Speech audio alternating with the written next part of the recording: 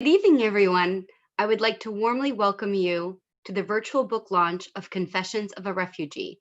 Tonight's event will run as follows: a short introduction, Dr. Mesko's presentation, and then a Q&A session. I would like to remind you again that you can type your questions for Dr. Mesko in the Q&A tab on the top of your screen.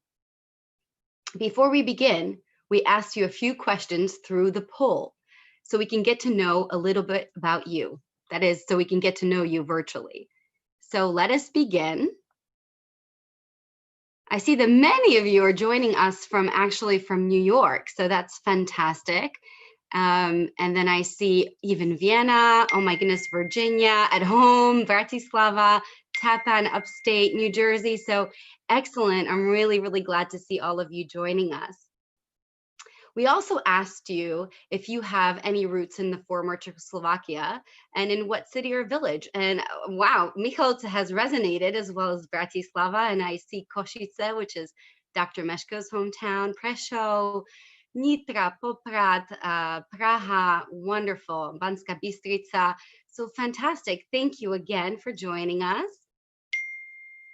And lastly, we have a bit of a mix on, do you have a personal experience with the communist regime?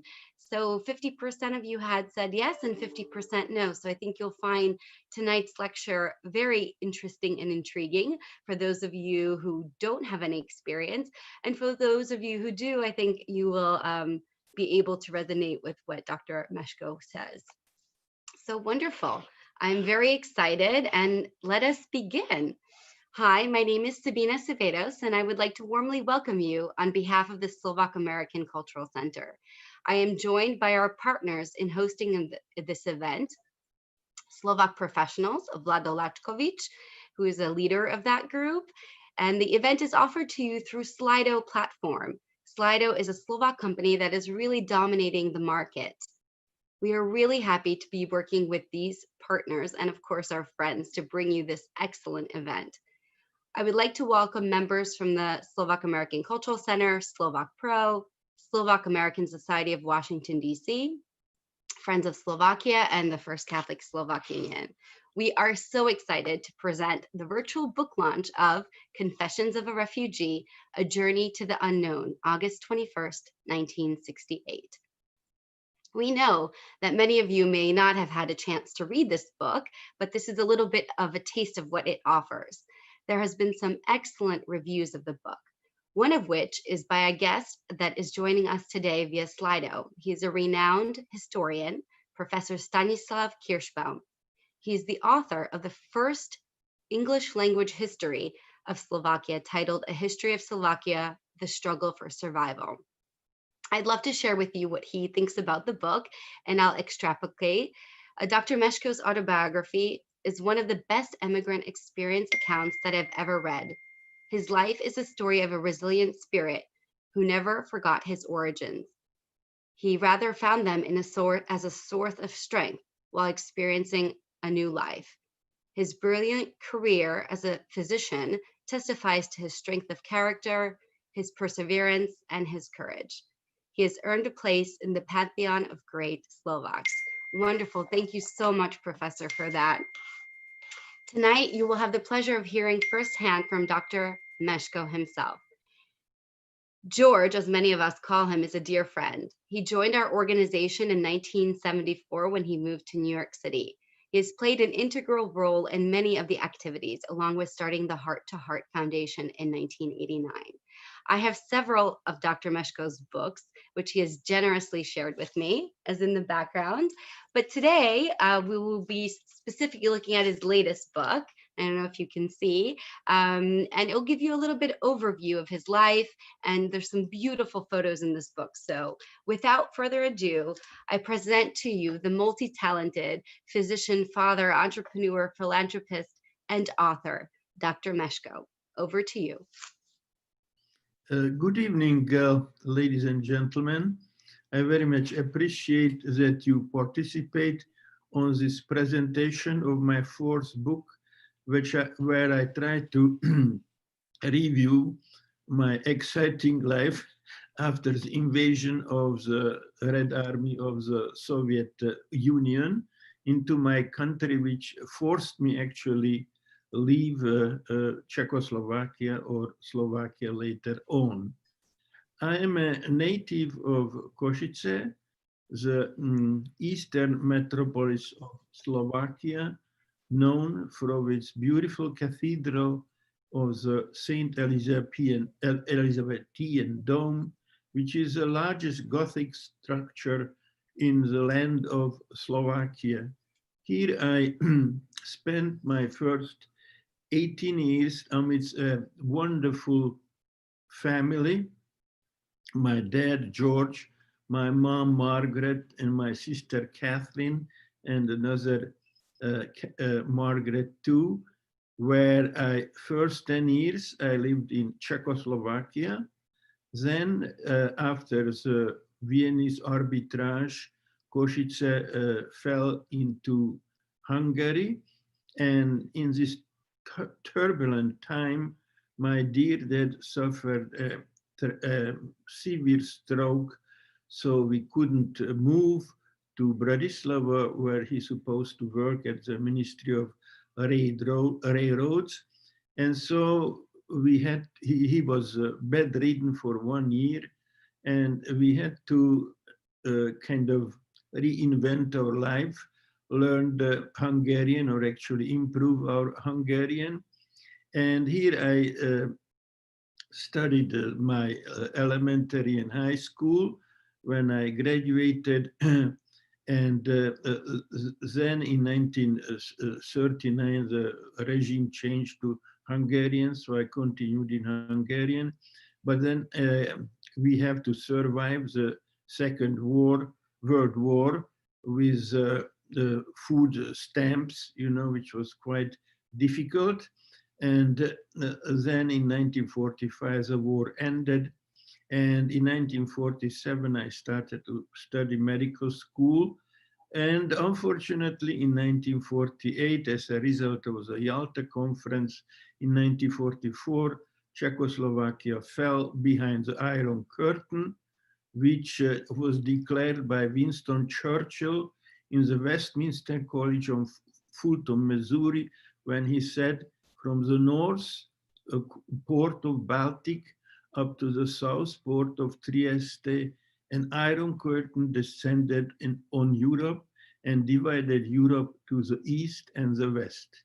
And the east-west was swallowed up virtually by the Soviet Union, and so Czechoslovakia became part of the Soviet bloc up to the 1989. So this is my personal background. Professionally, I started to work at Children's Hospital in Košice, where I specialized in pediatrics and pediatric cardiology.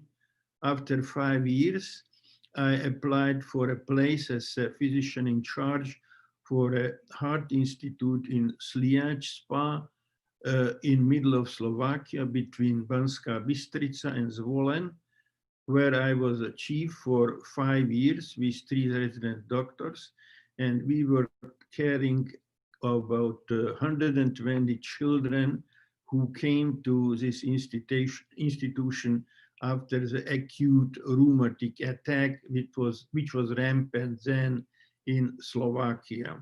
Then in 1962, I was dismissed as a politically incorrect and unreliable person, but thanks to the patron of the institution, Professor Jakubcová took me as an assistant professor to the Children's Hospital in Bratislava, which were one of the happiest years of my career, where I worked myself up and with a lot of hard work and took over the diagnostic workup for the children before surgery.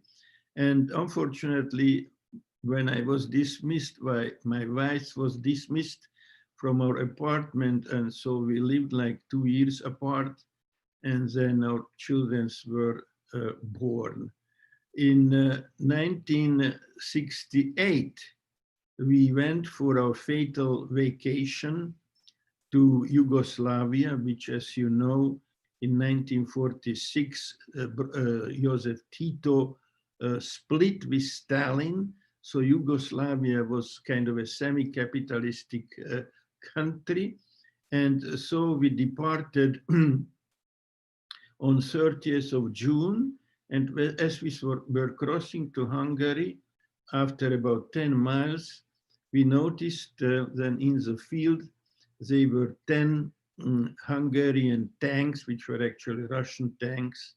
And I was very upset. And so I have to take some calming pill to be able to continue. We bussed through Hungary. We slept one night in Szeged, which was a lovely place and very historical. And then we continued with our little car to cross to Belgrade. Here we stayed for 2 days with our friends, and we learned about the tension between Czechoslovakia, or then the Dubček government, who tried the socialism with human face, and with the Soviet Union, Leonid Brezhnev, who was implying the so-called Brezhnev doctrines, that all the countries within the Soviet bloc, they have to help each other against any kind of change of regime or perhaps uprising, like in 1956 in Hungary. We spent 4 weeks on a lovely coast of the Adriatic, which was really beautiful. We had a 2-year-old daughter, Patricia, and a 5-year-old son, Robert. And after that, we were returning. We spent 1 week in Dubrovnik, and then we came to Belgrade on 19th of August and spent 1 night with our friends.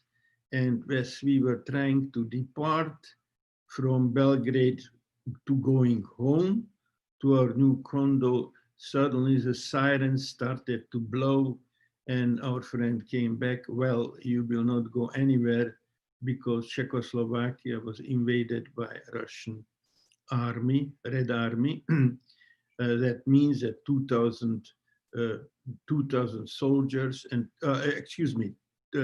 200,000 soldiers and 2,000 tanks went over through the night, first to Prague and then spread to whole Czechoslovakia, when the Polish and the Hungarian army helped out as well. So we suddenly were faced to a terrible dilemma what to do, and fortunately I had some professional friends in Belgrade, and they helped me that I could work in Children's Hospital in Belgrade for 3 weeks. Interestingly, the Children's Hospital was built by from American grants. And then I was received, before I departed, the stipend of Humboldt stipend of West Germany. So we were able to go, and I was working for 1 year in West German University of Tübingen, where I improved my skills and knowledge in pediatric cardiology of Western style. Then in April, my fellowship was reactivated from Boston Children's Hospital of Harvard University in Boston. And we, on 16th of June, we were flying from Cologne to New York and then to Boston, where on July 1st, I started my fellowship. So I think this would be about first part of my book. And the second part is strictly professional. So how did I advance from fellow to being further to a professor of medicine?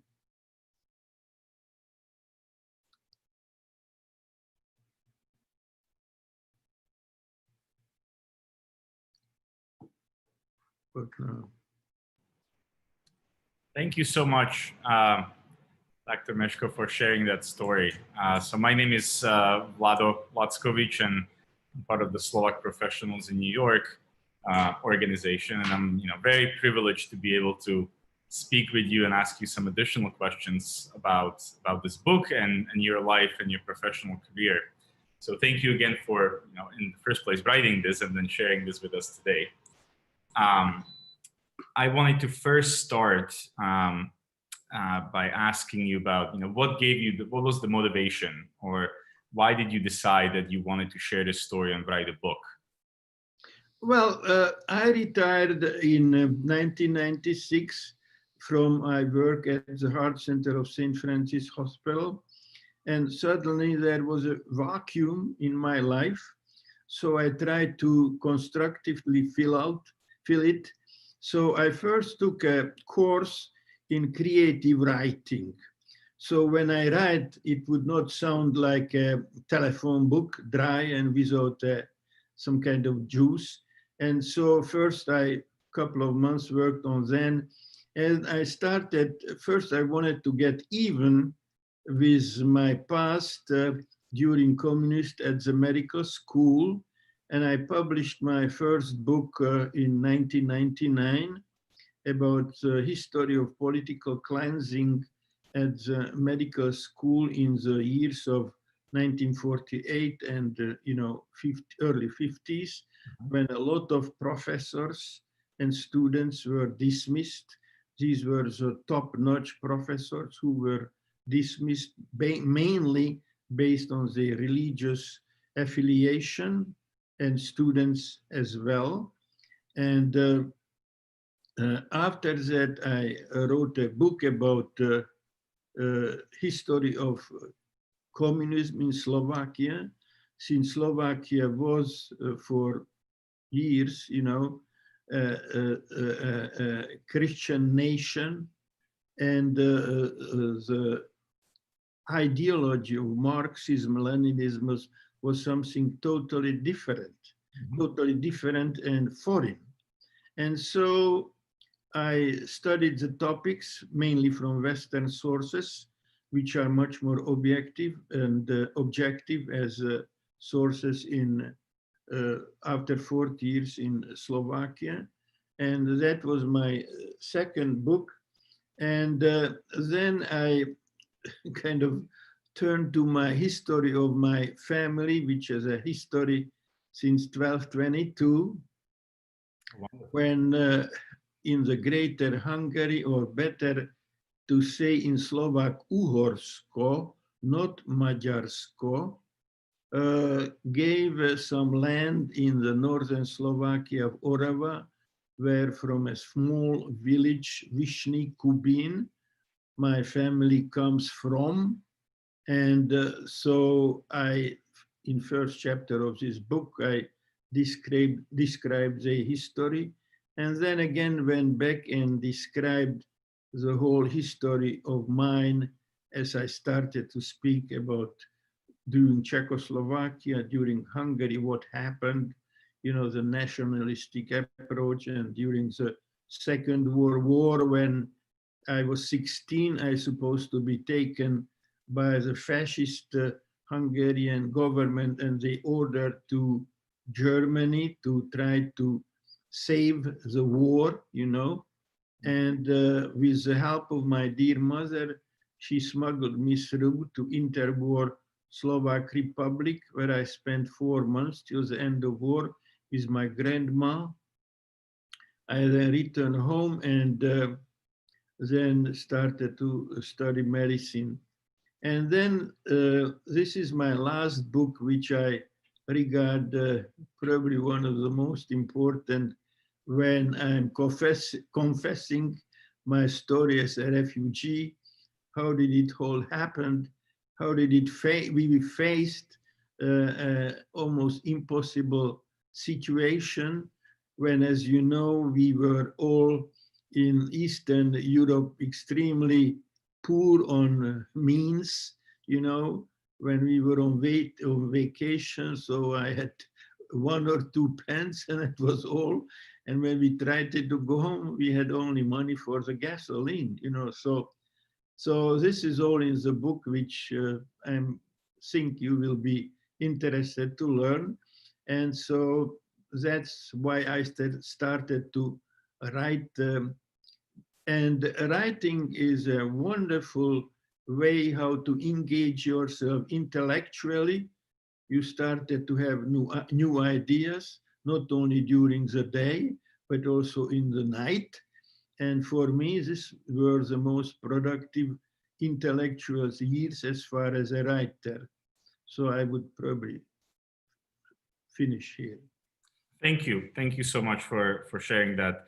I'm fascinated myself with the history of Slovakia, and specifically what happened in 1968 and how it influenced the society at home, how it separated families and created a lot of problems for families, including I have some experiences in my family how it very negatively affected not just my grandparents and then my parents and subsequently myself.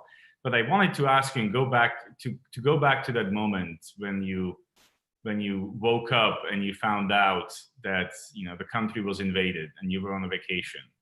What was going through your mind, as you were talking to your wife? How did you even comprehend that situation, and how did you feel at that moment? Well, I'm a very realistic man. I didn't try to comprehend anything.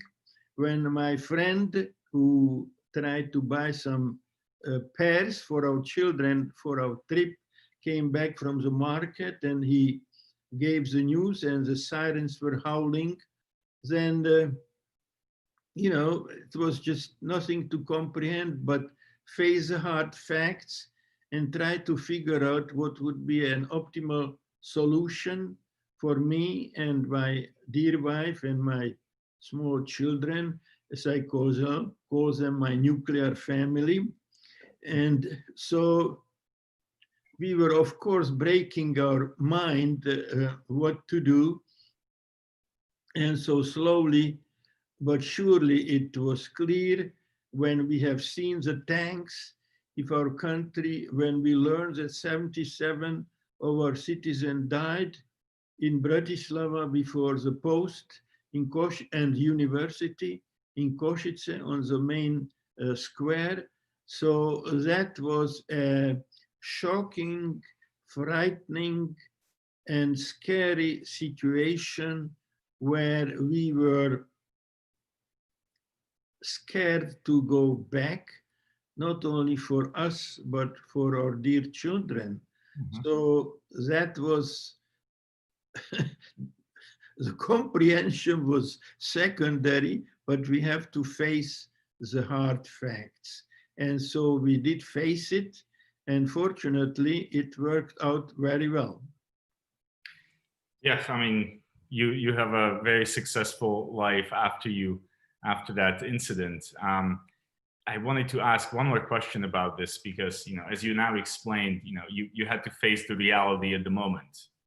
But I'm sure, over some times, but maybe next few days or a few weeks or months, that thought of, am I going to see my family? Am I going to see my country ever again? How did you feel about that at that moment? Because you had no idea how long it was going to take for communism to collapse. This is on page 30, one of the most dramatic paragraph of the book, where we were departing from Belgrade, and we had a friend, Paul, and his wife, Kiriana, and as we were telling goodbye, we packed our little car, Renault CV4, which is like a Fiat, what you can see on the streets. And when we were in the car, packed like sardines, and so when I put in the key to my car, suddenly I collapsed on my driving wheel and I tried to sob, and I was just aware that I am leaving my native land and probably then I will never see it again. I just felt that my dear wife was patting my neck and tried to calm me down. And our 2 years old daughter from behind started to pull off my left lobe of my ear and was crying, "Daddy, Daddy, why are you crying?" So that was probably the most memorable moment of my life, to saying goodbye to my native land. And then an impulse came to me, "Hey man, shape up, take your fate into your hands and put the pedal, your feet on the pedal, and blow and go to the west, to the land of freedom." That's a wonderful story. I can't even imagine having to be in that position and find the strength to, as you said, take the fate into your own hands and just keep fighting. When was the first time after you left Czechoslovakia that you were able to return and see your family and country? When I was in Tübingen in 1969 in April, then by miracle, my dear mom, who was 81, and my sister Margaret came to see us to Tübingen for 2 weeks.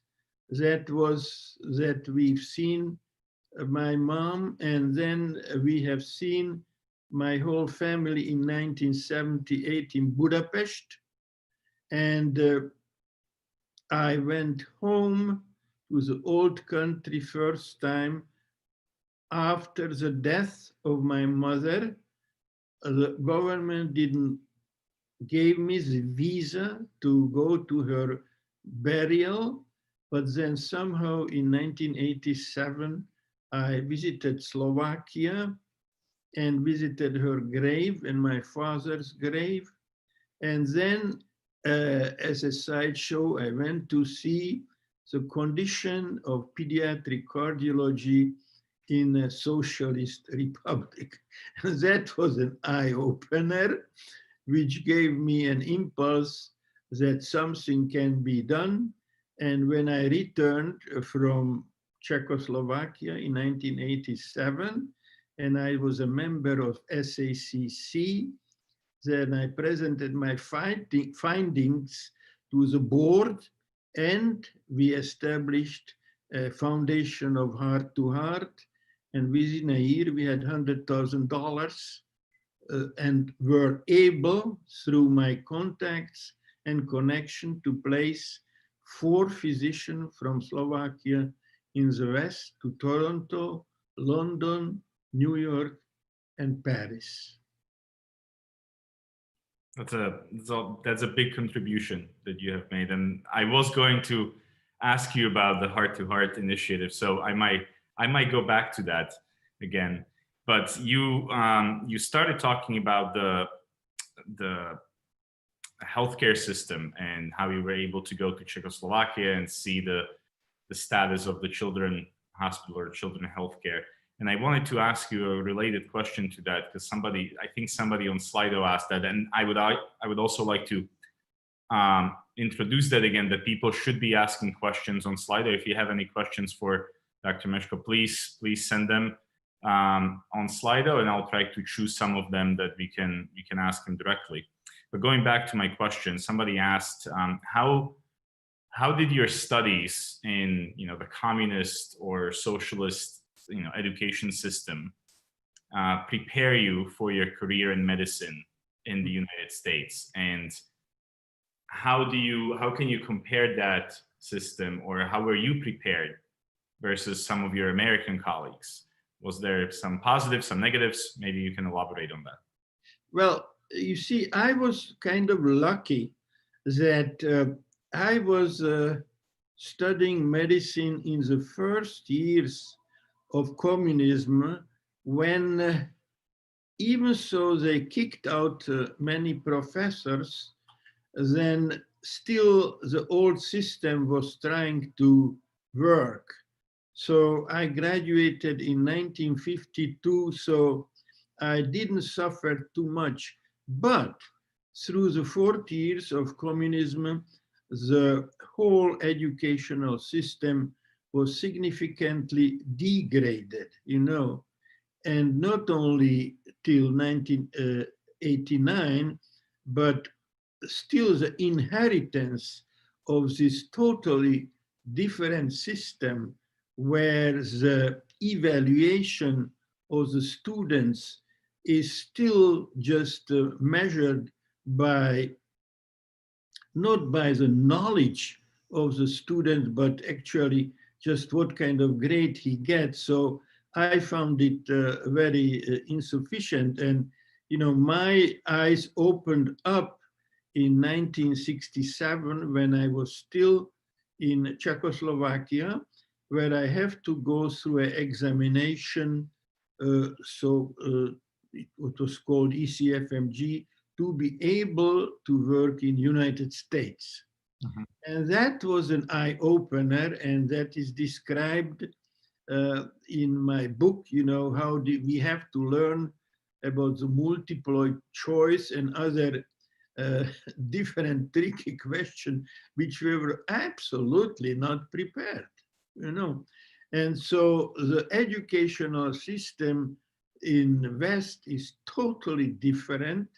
It depends on the facts. First of all, most of the students has to go through the written examination, or now through the computer-based examination. That is, the teacher have a series of facts about the knowledge of the student. This is not available today in the countries of the former East Bloc behind the Iron Curtain. At least I am not aware of it, you know. And then after you pass a written exam, then you can go an oral exam, which is much less important as the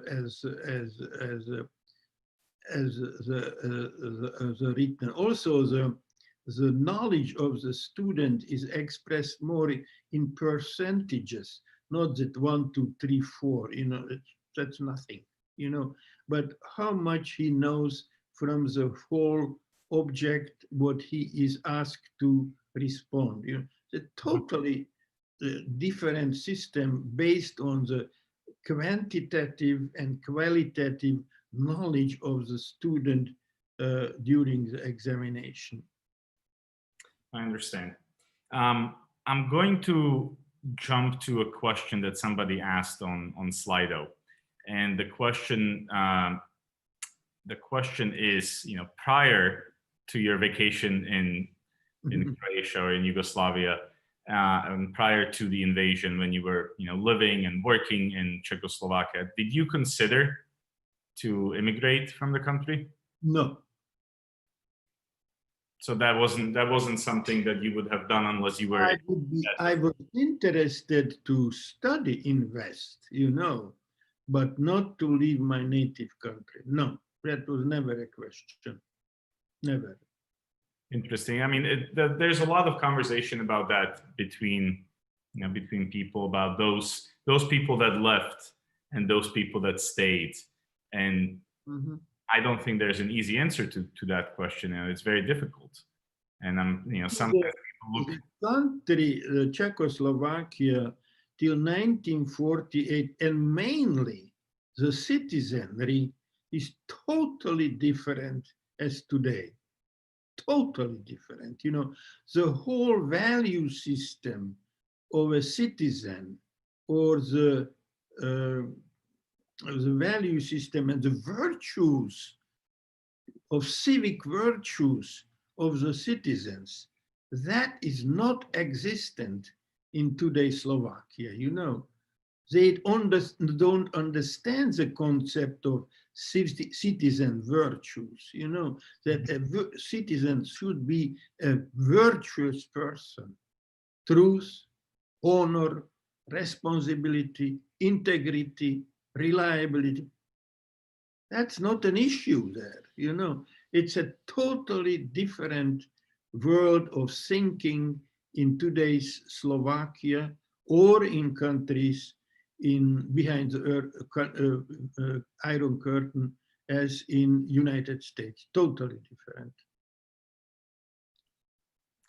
And do you think that that's going to possibly change in a positive way going forward? That there's light in the end of the tunnel to kind of return to those values of the Well, the. yeah, well, we are today 30 years after the fall of communism, you know, and there is a rather subtle change, but not a revolutionary change in these matters in Slovakia. Like today, there is a tremendous upheaval in Slovakia about plagiarism. You know, I'm sure you know about that. Yeah.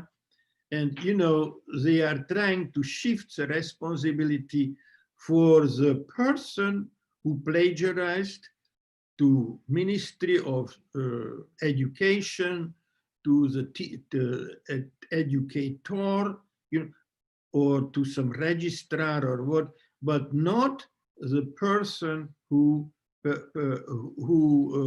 plagiarized his work. In other words, a personal responsibility is not enough engaged in the citizen's life. You know, that's a big problem. You know, there is a very big problem. I know about that case that you're talking about, and I totally agree with you. I 100% agree with you. Now going back to some of your professional career, you have done some really remarkable work and held some really prestigious positions. But I specifically wanted to ask you about your work at the Children's Hospital at Harvard, which some consider the top hospital in the world. How did you get invited to it? How did that process happen? Well, that is described in details in my book, you know, and I usually speak about my blue fairy, you know, who is always on my side when I get between the rock and the hard place. And as I write in my book, when I was a physician in chief in the Institution for Heart in Sliac, then out of the blue skies on a beautiful June sunny days came a middle-aged lady and presented herself as a pediatrician from Beth Israel Hospital, that she wanted to see the physician in charge and learn what are these people behind the Iron Curtain doing with the children afflicted with heart disease, mostly after rheumatic fever or heart surgery. And she was flabbergasted, you know, how the institution functioned. I showed her our protocol. I showed her our examining room, our EKG room, which we did sound tracing and venous tracing.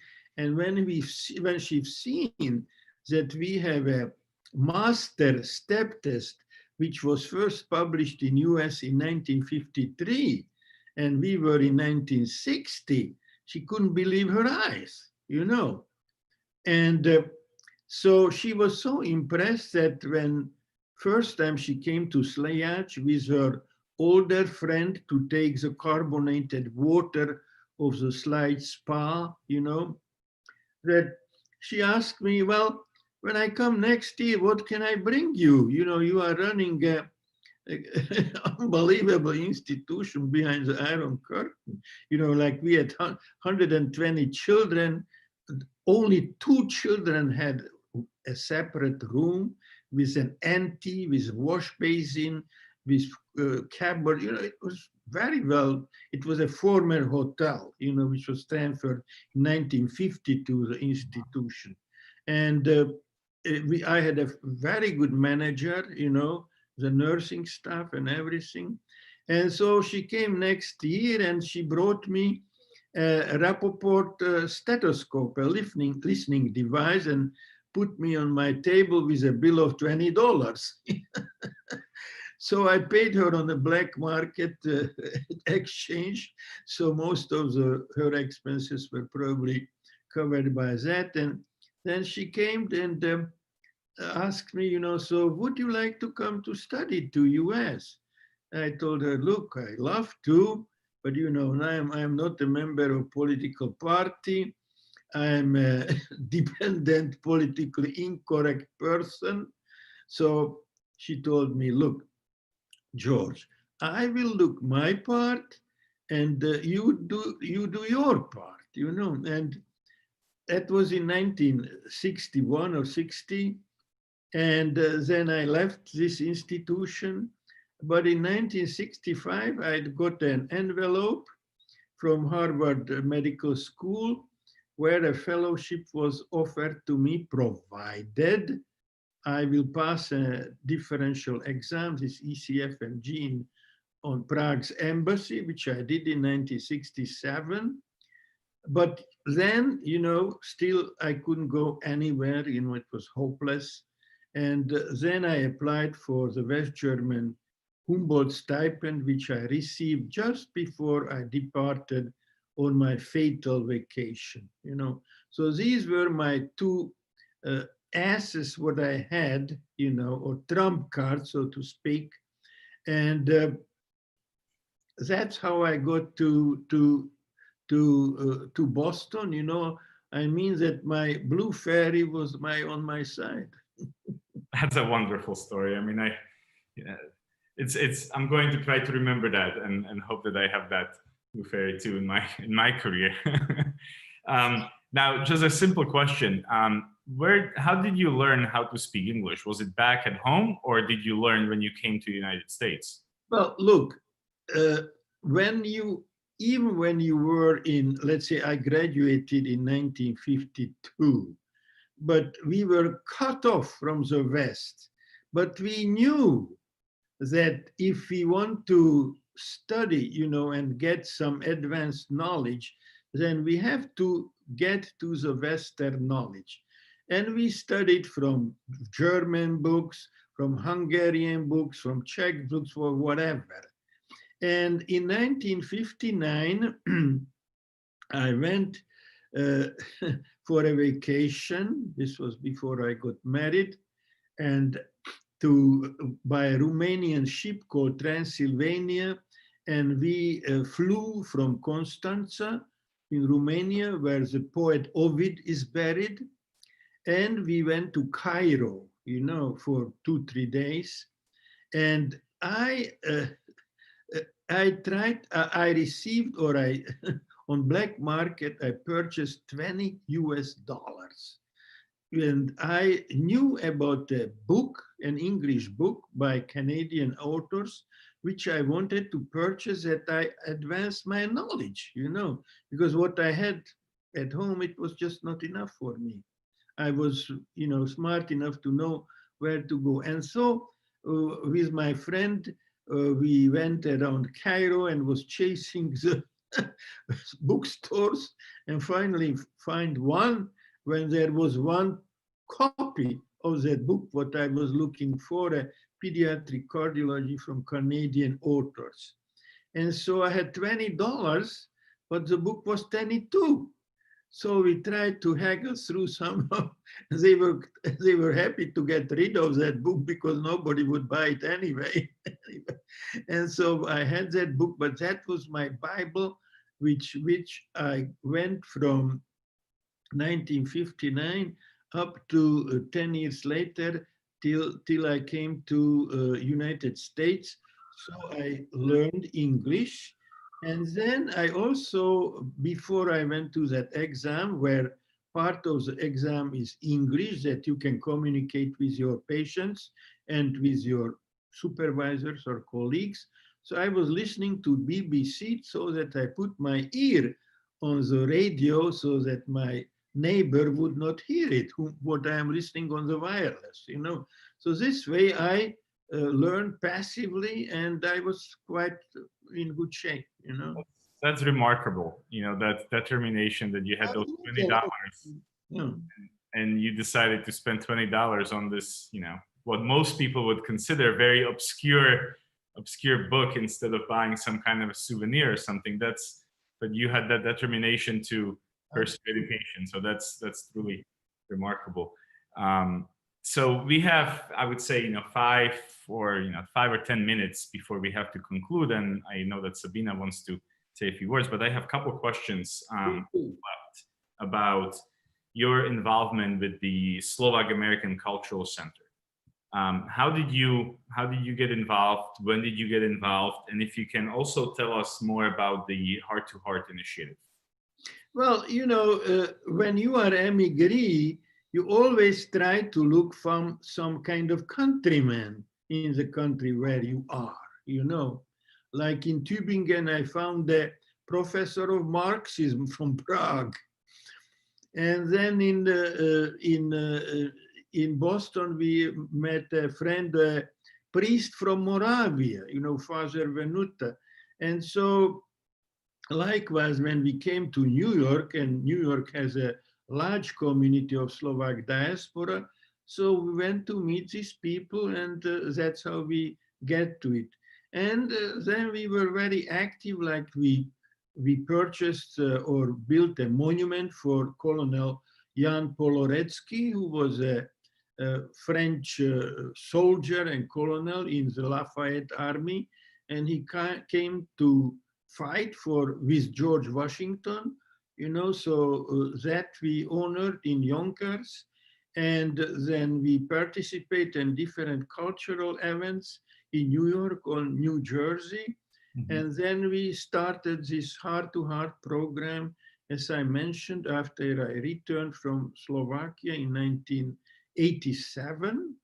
And we sent out 2,500 envelopes and announcement about our program with a returned envelope for some checks, you know. And not everybody was happy with our actions. Many people were attacking us under the title, we don't, even so this was a strictly medical problem for sick children. And they were attacking us, we don't give anything for the communists, you know. But we didn't care about these seldom, you know, kind of revolutions, and we collected $100,000, and that's how we started to build up the Heart to Heart program and send out 4 children to the West. And then we're lucky to get a grant for $2.5 million for the Bratislava, you know. So that's how it all went through. That's wonderful. Thank you for doing that work, and thank you for being for so long involved in the Slovak community in New York and United States. And that, you know, that community is growing and it's strong, and there's so many wonderful and experienced and successful people here from all kinds of different fields. So I think you can be very much of a example to myself and a lot of us that are doing work in different fields. So maybe just the last question that I have for you, you know, as people are reading the book, what was the hardest part to write about? And the second part of that question is, if there was one story or one takeaway that you would want people to have as they read it, what would that be? Well, actually, it was not so hard to write it. You know, you were just unload a story between 1968 and till the time, and I wrote it. I have fortunately, as an elder person, a very good retrograde memory.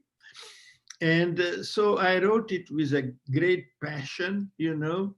And so this was not very hard to read. I wrote it with great gusto, you know, to kind of explain the whole problem of how difficult it is to be a refugee. You know, the refugee problem is a very serious problem today. And then what was the most, it's very difficult to say what is probably from social point of view, indeed, at St. Francis Hospital, which was involved before my coming to hospital, they had a gift of life program. We were taking care of children from Africa, from Poland, from Italy, from Romania. So we did this was a Catholic hospital. So they were very significantly involved in charity work.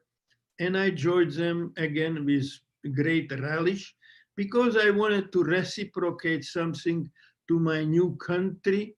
And so we worked very hard on all these charitable programs. We worked everything for free.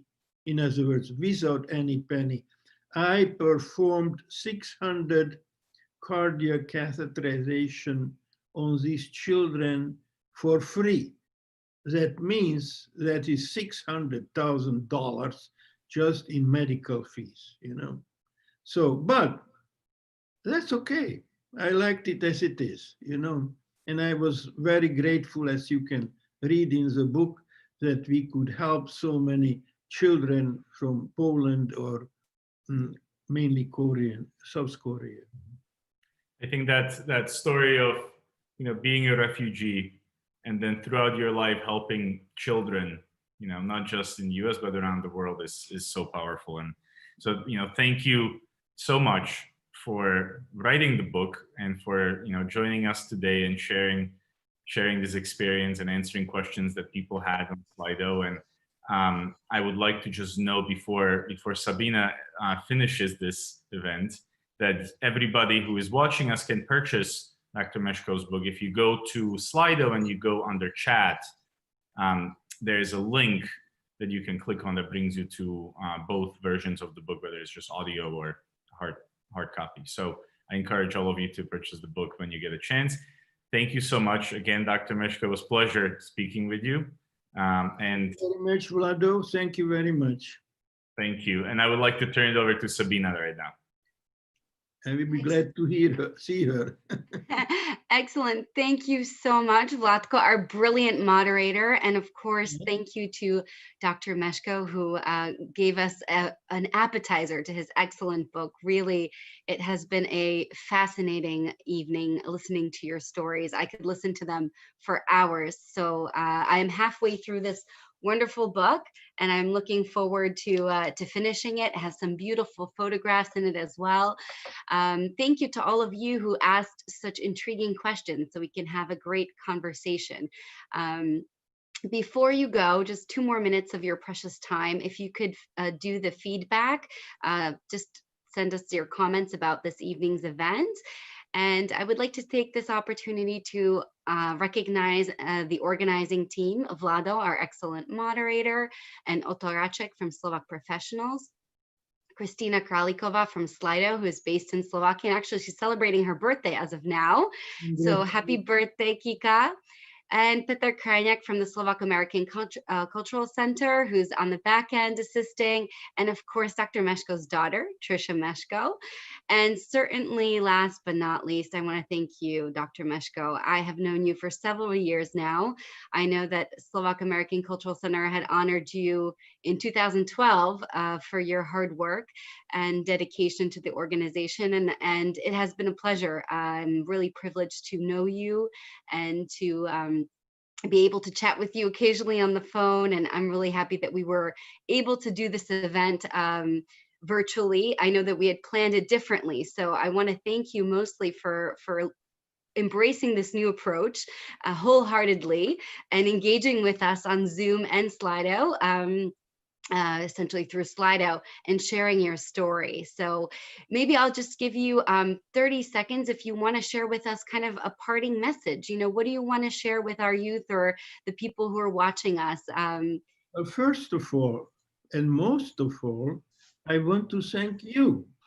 You did a wonderful work for organization, this beautiful event for a couple of weeks, organize so many things which I would not be able alone. So I have a great thanks to you. And I'm thankful also, ladies and gentlemen, to listening to this perhaps for some interesting or enticing or intriguing story. And I hope that by reading the book, they will learn of some interesting details about the life of an emigree, of the life of an emigree in the United States, that they can learn that the best thing is to stay at home. Well, now certainly we have to stay at home during this pandemic, but definitely thank you for sharing your adventures, your challenges, and your successes. I think it inspires all of us that we can come to a different country or try a new activity or a new career and really excel at it. So thank you so much for sharing with us. And I want to thank the audience. Thank you for joining us this evening through the Slido platform. If you would like to connect personally with Dr. Mesko, he would love to hear from you. So please reach out to us. And we do have a little surprise for one lucky winner who joined us today. We have a personalized copy of the book. So the winner tonight is David Frankel. So congratulations, and we will connect with you to send you the complimentary copy and signed by Dr. Mesko. So once again, on behalf of myself and the entire team, as well as Vlado, thank you so much for joining us. Stay in touch and stay safe. Have a great evening. Thank you. Thank you. Thank you very much.